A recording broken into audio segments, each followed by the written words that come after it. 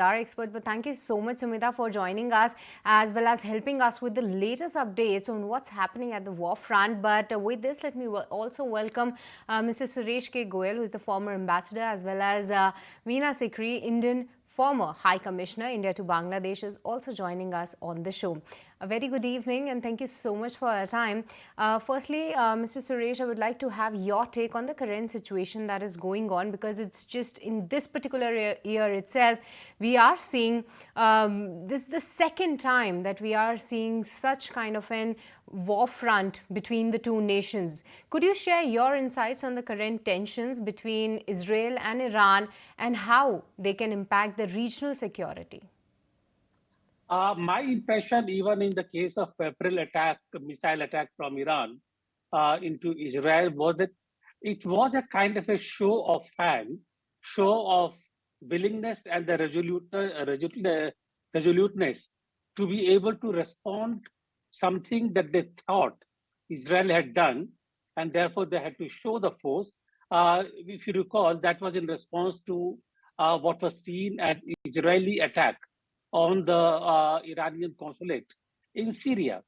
But even at that time, it was thought by many of the military experts that that missile attack was really more like a show of force rather than with any purpose, any specific purpose of doing damage to Israel, given the number of missiles, the fact that it took quite some time in reaching the Israeli airspace, giving them time to respond and everything. That was the assessment then of quite a few experts. This time, again, when I look at what Iran has done, it is in response to a kind of an escalating threat to Iran's presence or Iran's influence in the area through a degradation of its proxies, Hezbollah and Hamas and Houthis, and also attacks within Iranian territory. Please remember attack on Ismail Haniyeh. That is something which very few countries would be able to actually look away from or forgive as a kind of an attack on the own sovereignty and territorial integrity.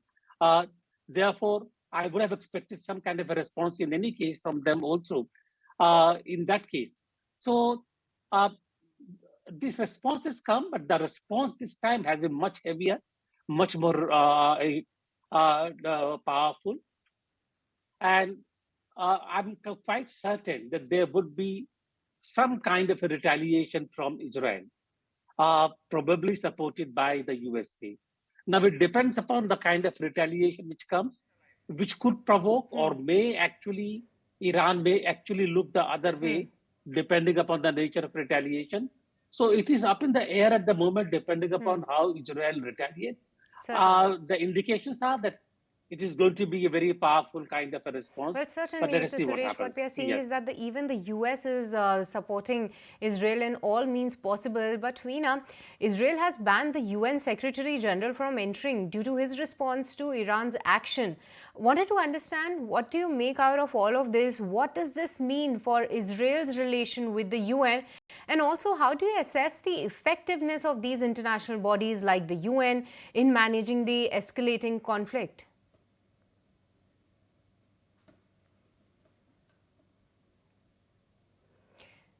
Veena, I think you are on mute. If you can unmute and help us with your take on the same. Yeah, well, yes. I think the UN has already shown itself to be a very weak organization. I do not think you can count on the UN to play any kind of a role. The UN Security Council, as it is totally emasculated by the use of the veto of one or the other side. But I think what is very important at this stage is to evaluate the situation on the ground. And I think that what is happening, the most dangerous developments, apart from the Iranian, or in addition to the Iranian attack on Israel, the Iranian attack was much severer than last time. It had many more missiles. It had hypersonic missiles, technologically more advanced attack, and targeting areas of great importance to Israel, like the Mossad headquarters, central Israel. There are bombs that have been shown to have fallen in Tel Aviv itself. There are craters which are being shown on the ground. So obviously this second attack by Iran has had a much more damaging impact on Israel. But it comes at a time when Israel is launching its ground offensive into Lebanon. Now, I think this is very serious because what Israel is saying is that they have clear evidence that the Hezbollah was willing, waiting and getting ready to launch an attack on Israel, similar to the 7th October last 2023 attack launched by the Hamas in the south of Israel. So as we approach the first anniversary of that attack, on the 7th of October, we see that Hezbollah was getting ready for this attack on the north of Israel in the Galilee region. And this, of course, would not only open up a second front for Israel, which is very serious and very major.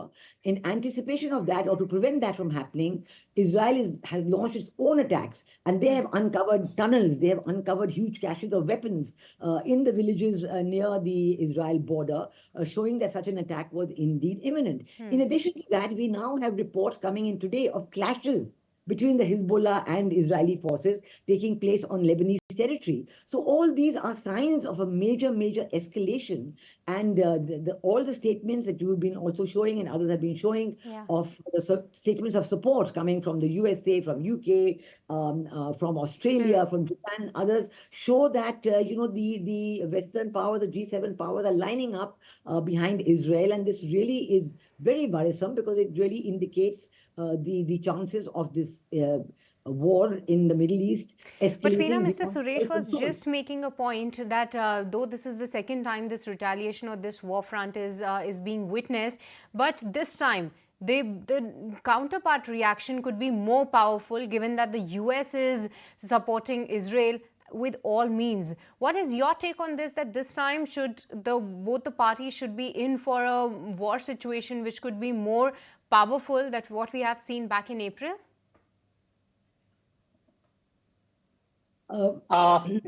Yes, Veena, this question is for you.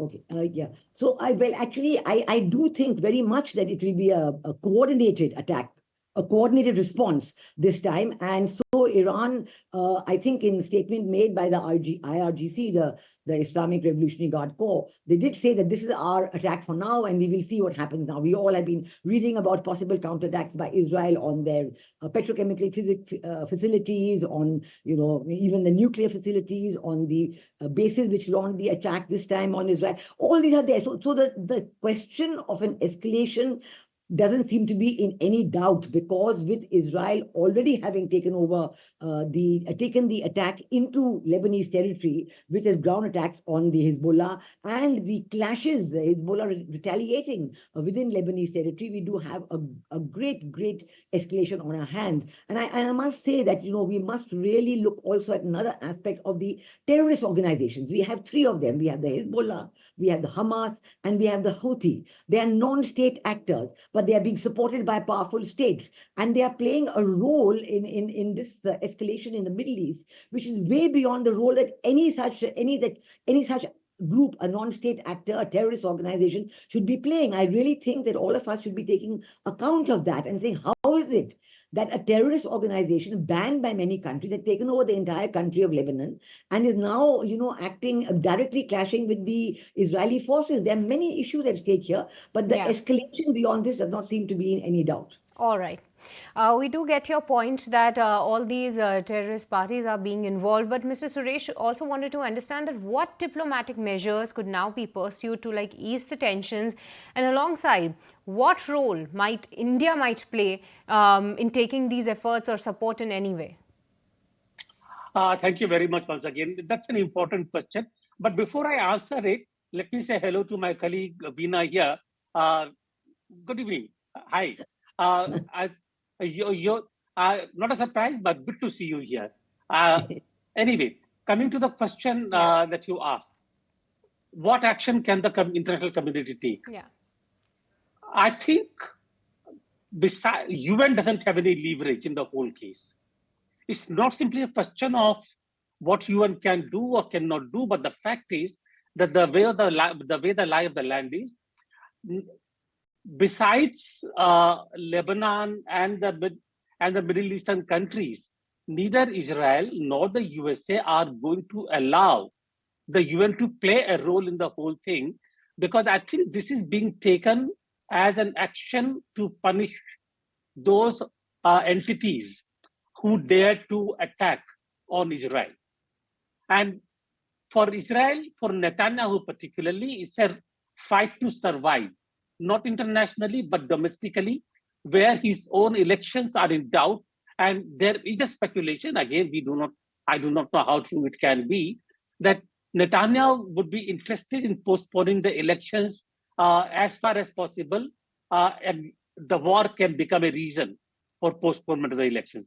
But anyway, the fact is for Netanyahu, war is much more interesting, much more important than peace at the moment. And I'm saying it very, very carefully.